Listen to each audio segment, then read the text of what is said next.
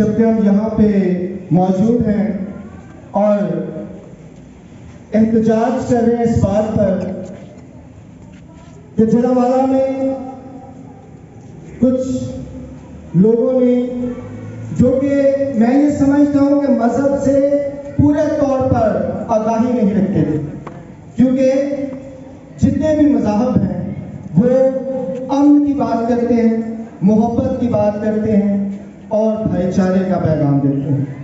अगर हम मुस्लिम मजहब की बात भी करें तो इस्लाम ये मोहब्बत की बात करता है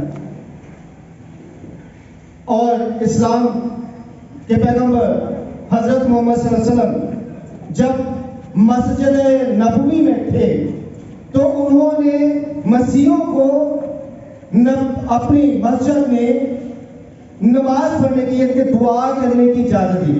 खाना भी वहीं पे खिलाया, रखा भी। इसका मतलब है कि उन्होंने नहीं सिखाया था कि आप जाकर चर्चिस को चलाएं, आप जाकर इमलाक का नुकसान करें, आप इनके लिए बुराई को जन्म दें, बल्कि उन्होंने तो इन्हें यही पैगाम दिया था कि मोहब्बत आगे बढ़ाएं, मोहब्बत को आगे फैलाएं। लेकिन ये कौन सी दुनिया के लोग हैं जिन्होंने आकर अपने ही मजहब के खिलाफ काम करना शुरू किया। अगर हम बात करें, ये आज का वाकया नहीं है। 1991 में आप देखें बहावलपुर में क्या हुआ।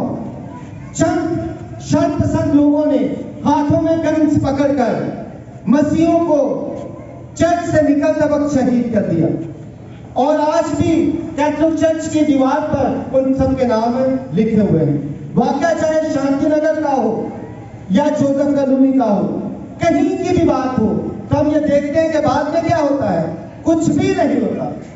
हम आज यहाँ पे इसलिए हैं कि हम हुकूमत को ये बता सकें, उनके सामने ये रिक्वेस्ट रख सकें कि खुदारा, अगर आज आपने इस पर काम नहीं किया, अगर आज आपने इस पर बात नहीं की, तो ये वाकयात रुकेंगे नहीं बल्कि जारी रहेंगे। पहले भी ये जारी इसीलिए रहे क्योंकि आपने कोई बात नहीं की। एक शख्स को सियालकोट में चला दिया गया, क्या बना? कुछ भी नहीं बना, इसलिए क्योंकि बात नहीं की गई, उन्हें कैबिनेट किरदार तक पहुंचाया नहीं गया।